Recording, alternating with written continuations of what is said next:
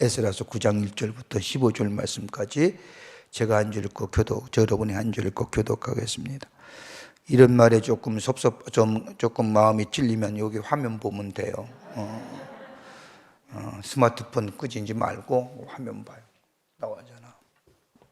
자, 이 일 후에 방백들이 내게 나와 이르되 이스라엘 백성과 제사장들과 레위 사람들이 이 땅 백성들에게 떠나지 아니하고 가나안 사람들과 헷 사람들과 브리스 사람들과 여부수 사람들과 암몬 사람들과 모아 사람들과 애굽 사람들과 아모리 사람들의 가증한 일을 행하여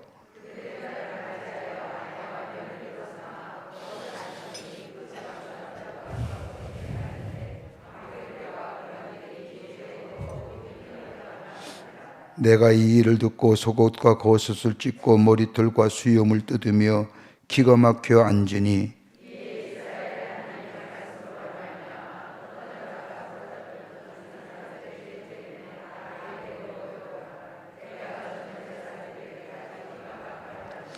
저녁 제사를 드릴 때에 내가 근심 중에 일어나서 속옷과 겉옷을 찢은 채 무릎을 꿇고 나의 하나님 여호와를 향하여 손을 들고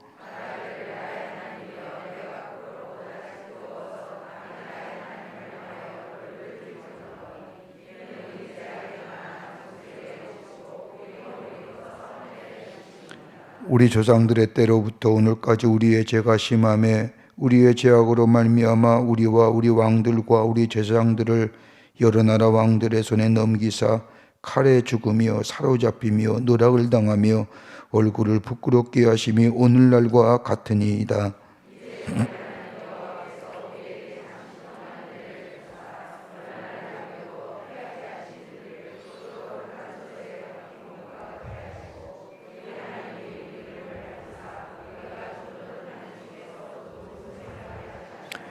우리가 비록 노예가 되었사오나 우리 하나님이 우리를 그 종살이하는 중에 버려두지 아니하시고 바사 왕들 앞에서 우리가 불쌍히 여김을 입고 소생하여 우리 성하나님의 성전을 세우게 하시며 그 무너진 것을 수리하게 하시며 유다와 예루살렘에서 우리에게 울타리를 주셨나이다.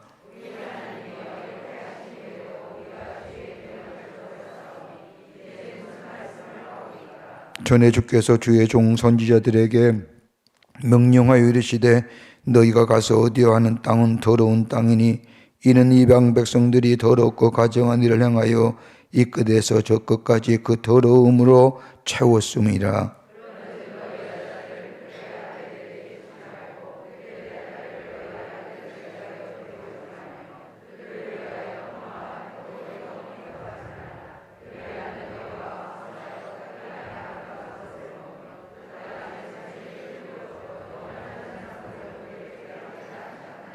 우리의 악한 행실과 큰 죄로 말미암아 이 모든 일을 당하여 싸우나 우리 하나님이 우리 죄악보다 형벌을 가볍게 하시고 이만큼 백성을 넘겨주셨사오니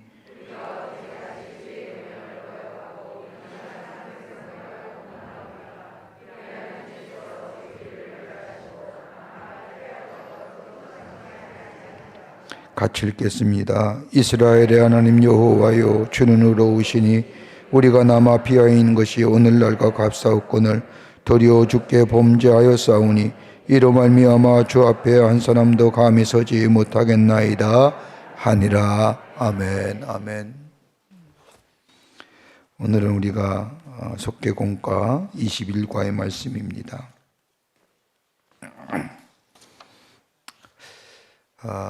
에스라서에 관한 말씀인데 특별히 9장의 말씀은 이방인과의 통혼에 관한 문제를 에스라가 지적합니다.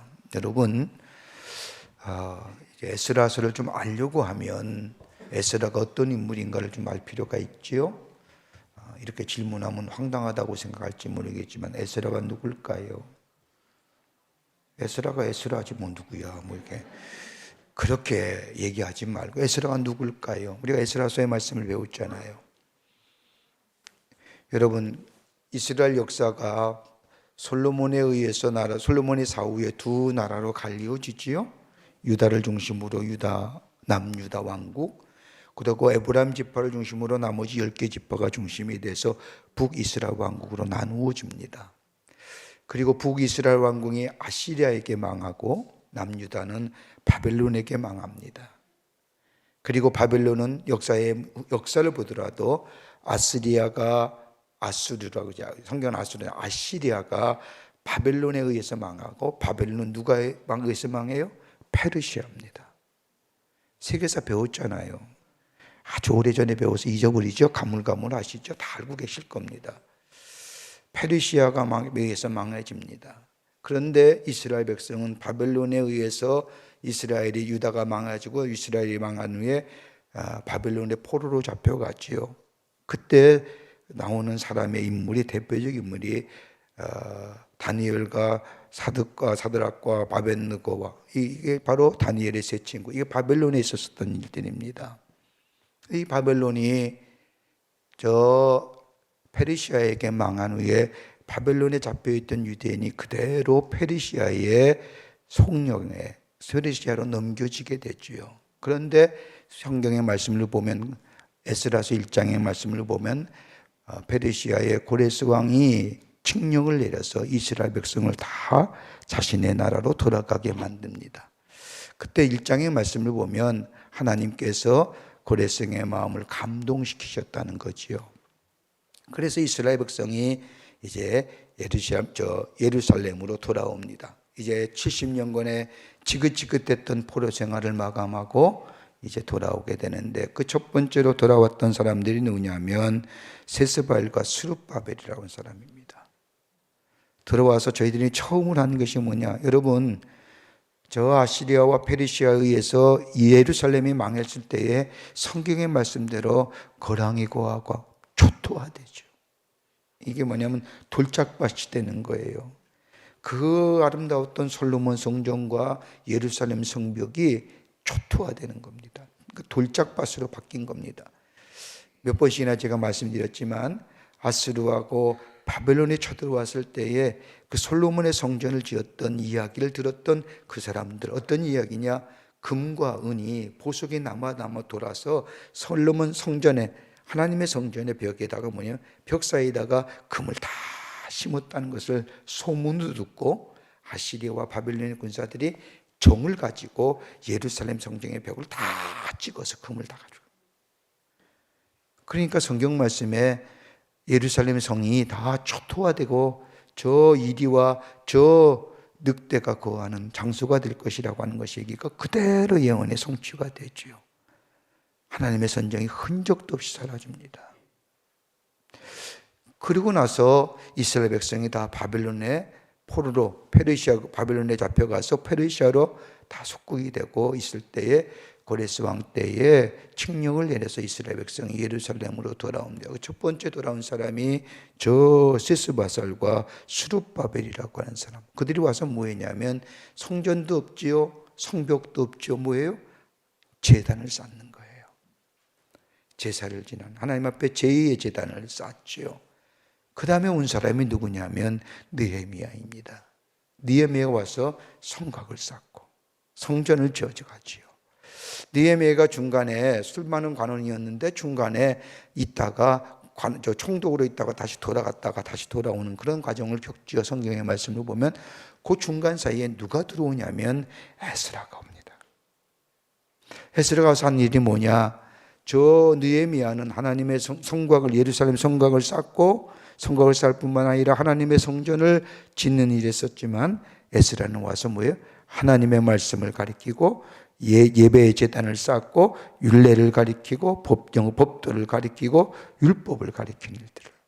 스룹바벨도 하나님의 말씀을 가르치고 있었는데 유독 에스라서는 하나님의 말씀, 그것도 율례와 법도와 율법을 가리킨 이유가 어땠을까요?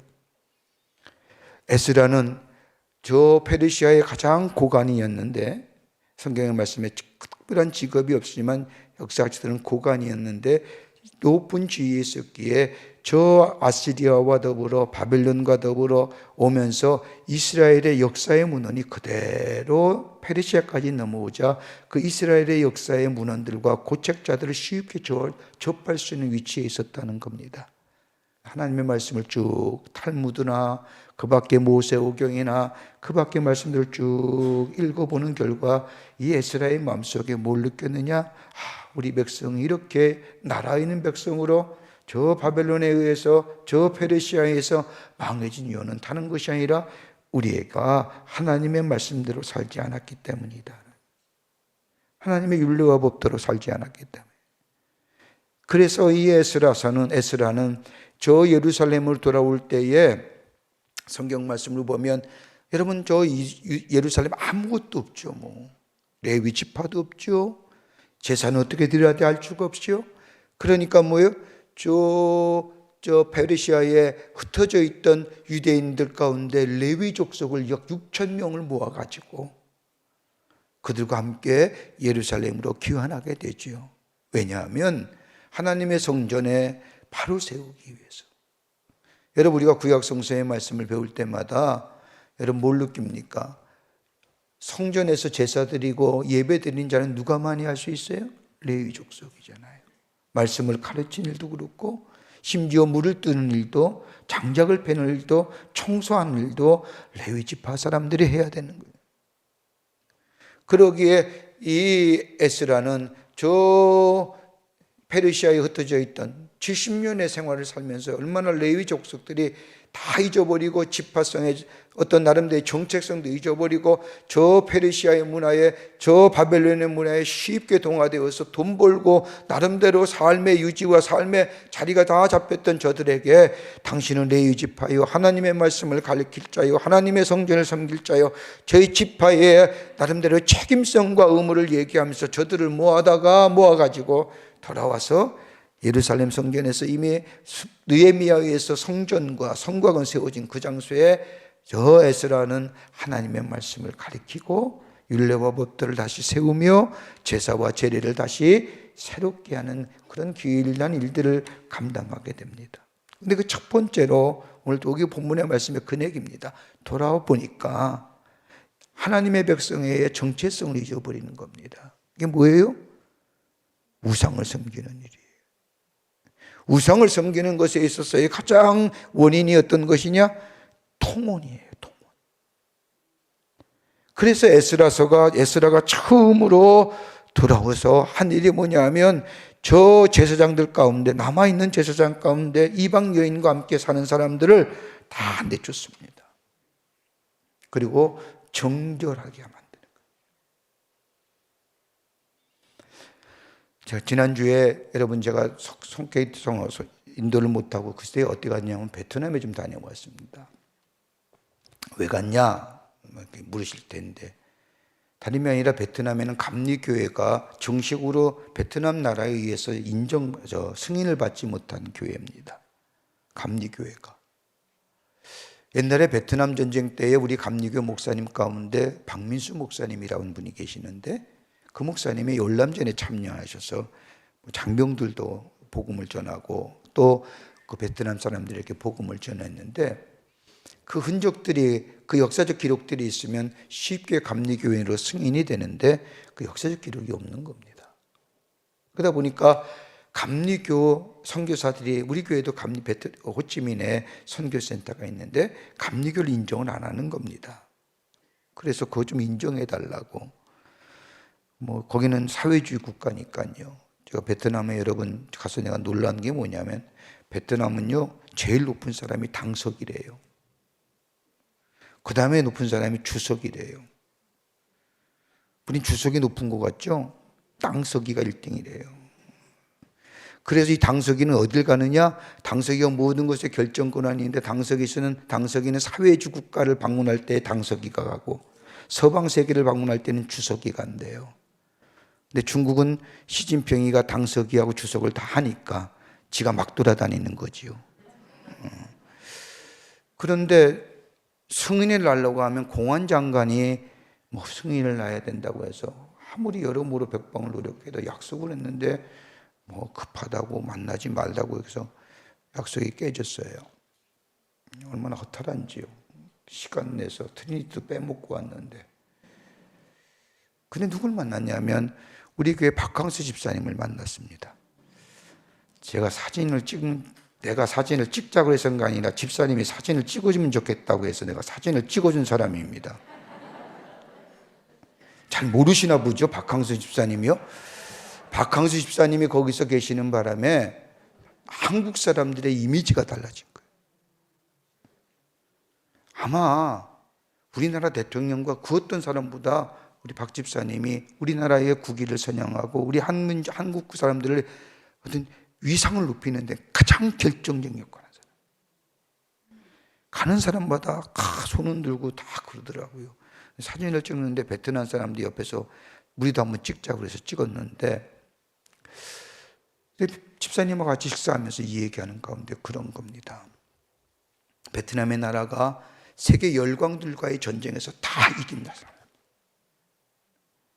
그런 나라가 없다는 거예요. 러시아도 이겼죠, 프랑스도 이겼죠, 미국도 이겼죠. 그러니까 자부심이 얼마나 강한지. 세계 열강들과 싸워서 이긴 나라가, 그날 나라가 없었는 거예요. 그러다 보니까 나름대로의 자부심이 있는 거예요.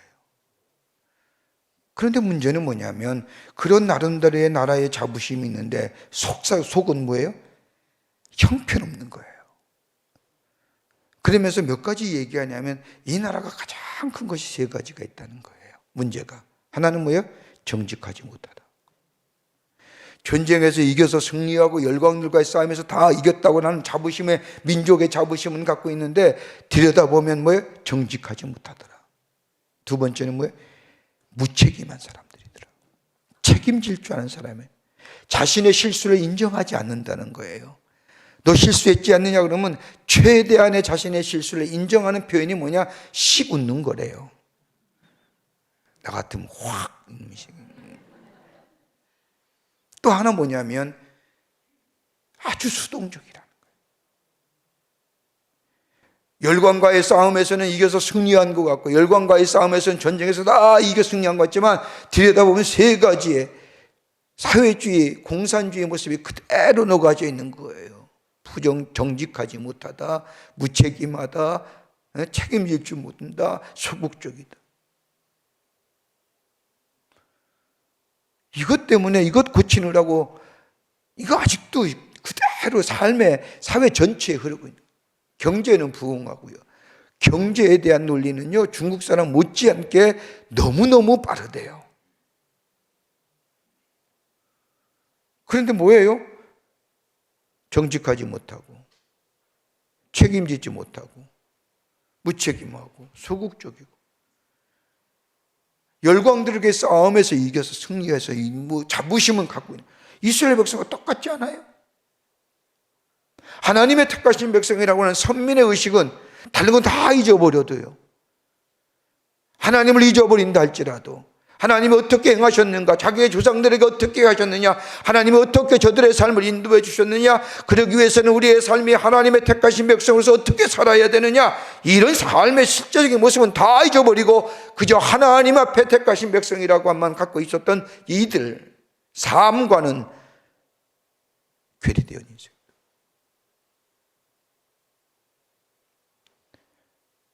정결해야 될 백성들, 구별되어야 할 백성들. 그런데 오늘 성경 말씀을 보면 오늘 9장의 전체로 다루는 말씀이 뭐예요? 이방 여인과의 통혼이에요.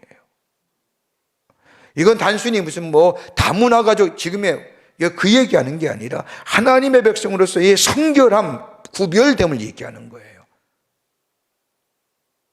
우리 시대 속에, 지금 우리가 살고 있는 이 시대 속에 하나님의 택하신 백성으로, 하나님의 사람으로 내가 얼만큼 하나님 앞에 구별된 자로, 저 세상과 구별된 자로 살아가느냐. 세상의 가치관은 저 방향으로 나가지 않더라도 내가 하나님의 백성으로서의 세상의 가치관을 따라가는 것이 아니라 하나님 나라의 가치관을 가지고 살아가느냐, 이 문제. 솔로몬의 사후에 나라가 둘로 갈라진 이유는 뭐예요? 결정적으로 우상숭배잖아요. 우상숭배가 어떻게 들어왔어요? 솔로몬이 나라의 왕성, 나라의 부강함을 위해서 다른 사람과의 혼인을 맞이, 다른 나라와의 혼인을 통해서 죄악을 맺고 형제를 맺고 그러면서 나라가 부강한 것 같지만 실제로 뭐예요? 가장 중요한 하나님의 백성의 정체성을 잊어버린 거예요. 그건 뭐예요? 거룩성을 잊어버린 거예요. 거룩한 거예요? 구별됨을 잊어버린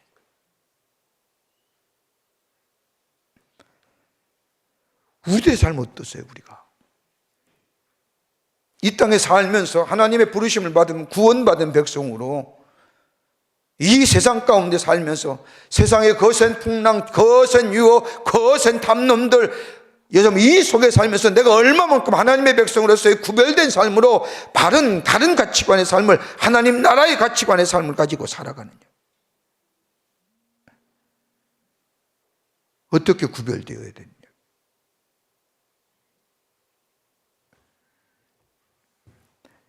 그래서 오늘 이 9장의 말씀은 혼인의 문제, 이방 여인과의 혼혈의 문제. 여러분, 뭐 이방 여인과 결혼하지 말라는 게 아니라 이 속에 담겨진 의미는 뭐냐면 하나님의 백성으로서의 거룩성을 갖고 있느냐.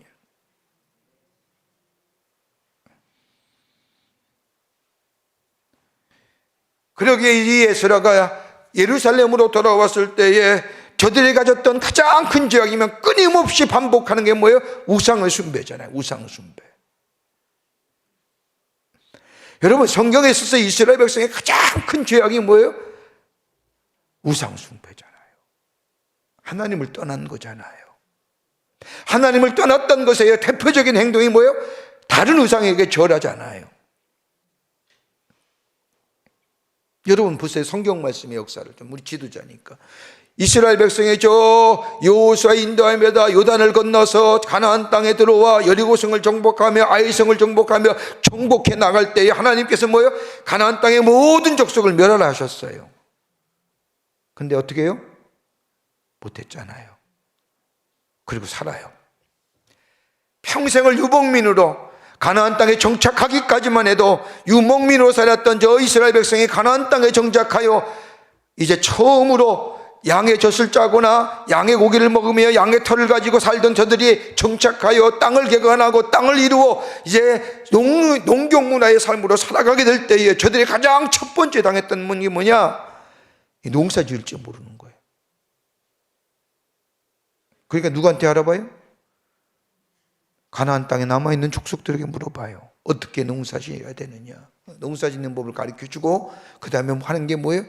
야, 우리가 그리고 농사를 짓고 나서 그 다음에 풍성한 열매를 맺는데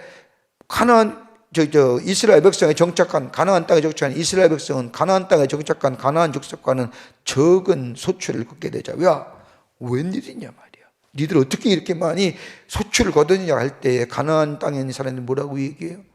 야, 우리가 믿는 신, 풍요와 번영의 신 바알과 아세나를 섬겨봐.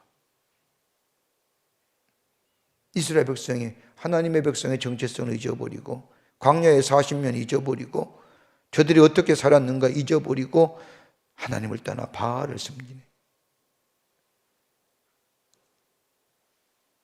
그때부터 이스라엘 백성이 얼마나 곤고하게 돼요.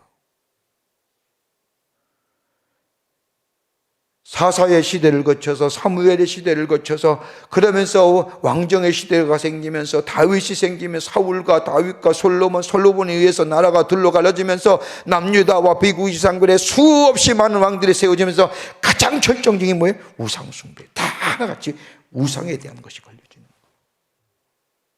하나님을 떠난 백성의 삶.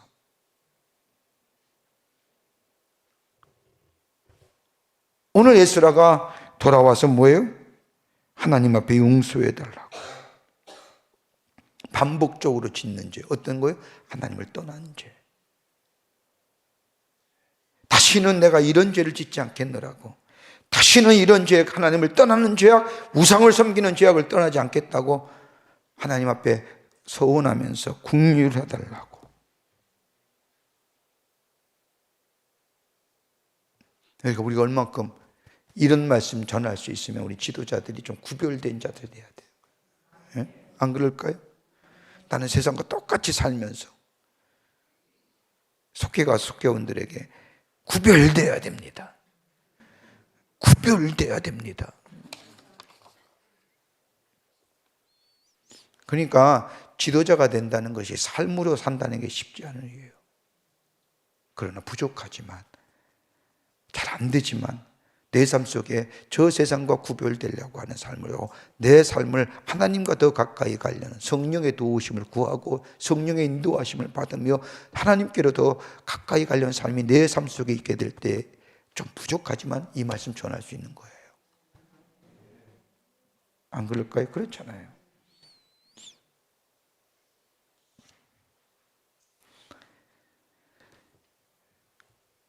사실이 이래요. 그러면 내용이 의미가 어떤 걸까요? 여러분, 과거가 중요한 것이 아니라 지금이 중요해요. 과거에 우리의 과거의 허물, 여러분 성경 말씀도 보세요. 우리의 존재성을 뭐래요? 허물과 죄로 죽었던 자, 과거형이에요. 그죠? 과거에 다 죄와 허물로 죽었던 사람이에요. 그런데 하나님의 은혜로 구원받아서 하나님의 백성, 새로운 존재, 새로운 신분의 사람이 되었습니다. 여러분, 과거가 중요한 것이 아니라 현재가 중요합니다. 여기 이스라엘 백성들을 보세요. 성전을 재건하고 60년이 지냈어요. 에스라가 돌아왔을 때 얘기하는 거예요. 을 통하여 성벽이 재건되고 성전이 재건되고 지 60년이 지났는데 아직도 아무런 변화가 없는 거예요. 하나님의 성전만 지어지고 성곽만 지어졌지. 형식은 남아있는지 모르지만은 하나님 앞에 예배하는 것은 어쩌지 않게 할 수 있는 모르지만은 그의 심령에 변화가 없는 거예요. 어떤 변화요? 이방 여인과 여전히 결혼하여 여전히 살고 있는 저 제사장들이니까 일반 사람들이 별거 있겠어요? 똑같이.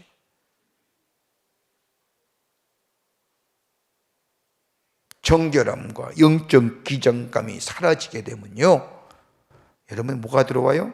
죄가 심범하기 시작해요. 그래서 깨어 있으라는 거예요. 우는 사자가, 여러분 사탄 마귀가 우는 사자처럼 삼킬 자를 찾아요. 깨어 있으라는 거예요. 영적으로 어떻게 깨요? 늘 하나님을 의식하며 사는 거예요. 늘 성령의 도우심을 구하며 사는 거예요. 그거 않고는 우리가 쉽게 죄를 범하며 죄에 넘어져요. 여러분 생각해 보세요. 하나님 잠시만 떠나 있어 봐요. 여러분 멍하니 계실 때 무슨 생각해요? 아니, 멍하니 있으면 아무 생각 안 하는 거죠. 아무 일 안 할 때 가만히 앉아서 차 한 잔 딱 들고 차 마실 때 무슨 생각해요? 하나님 생각하셔야 돼. 응? 돈 생각하지 말고, 건강 생각할 거 없고 하나님 생각할 줄 알아요. 하나님 이 일에, 여러분 하나님 내가 지금 물질에 어려움 당하고 무슨 관계, 하나님 이 일을 통해 나에게 뭐라 하실까? 그럼 두 개 다 생각하잖아. 하나님 이 일을 통해 내게 어떤 일을 하실까? 여러분 과거가 중요한 것이 아니라 현재가 중요해요. 영적인 긴장감을 잃어버리면 정결하지만 영적 긴장감을 잃어버리면 넘어집니다. 그럴 때 뭐예요? 하나님 앞에 회개할 수 있는 자들. 회개는 뭐예요? 방향을 돌이키는 거예요. 오늘 이스라엘 백성을 보세요. 이스라엘 백성들을 정죄하기보다, 예루살렘으로 들어간 이 에스라, 이스라엘 백성을 정죄하기보다 먼저 자신의 죄로, 저들의 죄를 자신의 죄로 여기는 거예요. 이게 지도자예요. 그리고 오늘 겉옷과 속옷을 찢고 심지어 자신의 머리카락과 수염을 뽑으며 애통하면서 하나님 앞에 눈물로 기도하며 나아간다. 여러분 이게 뭘까요? 정말로 머리털 뽑고 수염을 뽑고 이랬을까요? 아닐 거예요. 그 고통, 그 아픔을 얘기하는 거예요. 저 이스라엘 백성의 자신의 동족의 그 죄악성에 아치 아파하는 거예요. 아파. 여러분 죄를 아파할 줄 알아야지. 에스라는 저 이스라엘 백성의 죄에 같이 아파하는 거예요. 애통해하는 거예요. 그리고 저들의 죄를 나의 죄로 삼고 하나님 앞에 회개하는 거예요. 저 이스라엘 백성들의 저 제사장들과 그 밖에 이스라엘의 저 지도층이라는 사람들 아무런 감각 없이 아무런 느낌 없이 이방 여인과 통혼하며 그 모습을 보면서 비판하고 손가락질하는 것이 아니라 그것으로 정쟁을 삼는 게 아니라 저 모습을 보면서 애통해하며 나의 아픔으로 생각하며 먼저 내가 하나님 앞에 회개하는 거예요. 회개하는 거. 그럴 때에 죄를 고백하며 회개할 때에 우리의 삶이 정결. 여러분, 회개는요 마음의 방향을 바꾸는 거예요. 마음의 방향을. 내가 세상을 향하여 내려갔던 내 마음의 방향들이 하나님께로 향하는 거예요. 돌이키는 거예요.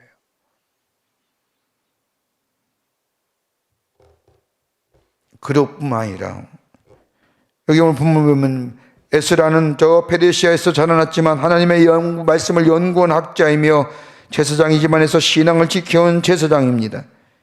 페르시아에서 늘 하나님의 말씀을 가까이 하며 마음의 중심에 하나님의 경외하는 신앙을 자리 잡고 있으며 이스라엘 백성의 죄가 무엇인지 안고 있었기에 회개할 수 있습니다.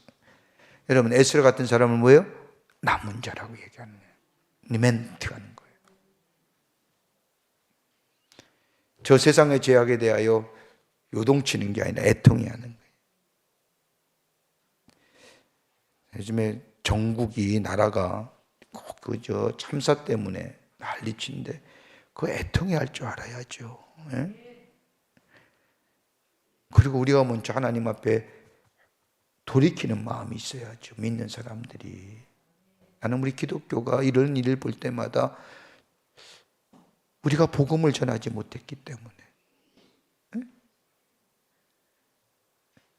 복음을 전하지 못했기 때문에. 여러분, 돌아가신 분을 얘기하는 게 아니라 거기에 모였던 수많은 사람들, 돌아가신 분들이 희생자지요.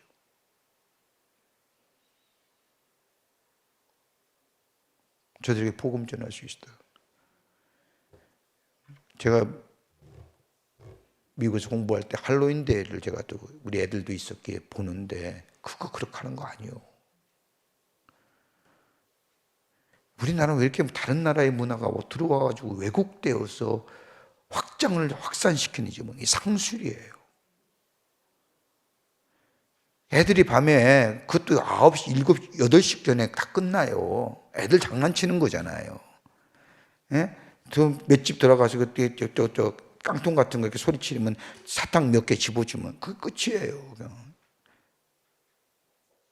옛날에 우리나라가 저 크리스마스 때 크리스마스 송 성탄절 그거랑 똑같은 성격이에요. 뭐 요란하지도 않아요. 요즘 들어와서 상술이기 때문에 무슨 거미줄 치고 무슨 뭐 악녀 이따위 짓 하는 거죠. 우리나라는 왜 이상하게 이렇게 변질되는지 모르겠어요.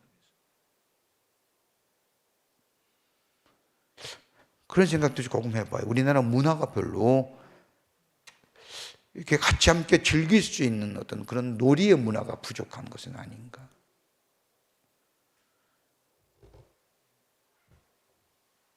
에스라는 이스라엘 백성의 죄악을 보고 저들을 비판하는 것이 아니라 먼저 자신을 하나님 앞에 말씀을 지키는 자로, 하나님을 경외하는 자로, 정결한 자로, 기도하는 자로, 남은 자로 삼았다.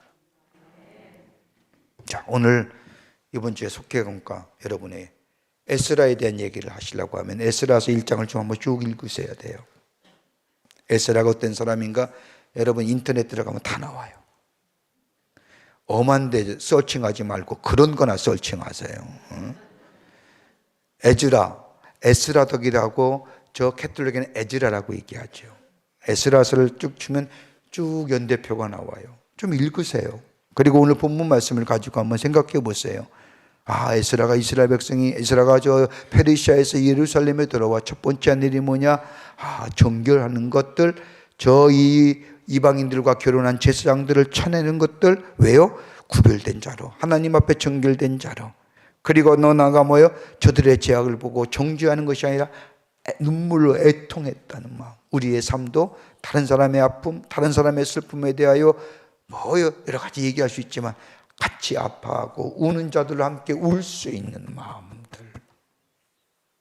그리고 뭐요? 세상은 그 어떨지라도 하나님의 말씀 지키며 그 말씀 따라 하나님을 살며 경외하는 자요. 그런 자가 하나님이 사람으로 세움받아 하나님의 거룩한 역사에 인물된다는, 쓰임받는다는 겁니다. 이번 주에 이 말씀 가르쳐서 함께 기도하시고, 특별히 우리 다음 주에는 우리가 추수감사 주일인데 우리 속도원들도 다 함께 모여서 함께 하나님 앞에 감사절을 지내는 그런 귀한 시간들이 되기를 바랍니다. 기도하시겠습니다. 하나님 감사합니다. 오늘도 귀한 말씀을 통하여 이번 주에 속해 함께 나눌 말씀을 배우게 하심에 감사합니다. 주의 말씀 함께 나누며 하나님의 사람으로 구별되게 성별되게 거룩한 자로 세움받아 하나님 나라의 귀한 역사를 증거하는 저희들의 삶 되게 하여 주시옵소서. 우리 지도자들에게 성령으로 충만케 하시고 은혜로 충만케 하셔서 이번 주 속해 인도하는 데 큰 은혜가 임하게 하시며 불참한 자들 함께 동참하여 하나님의 말씀을 나누는 은혜가 있게 하여 주시옵소서. 감사드리오며 예수님의 이름으로 기도하옵나이다. 아멘.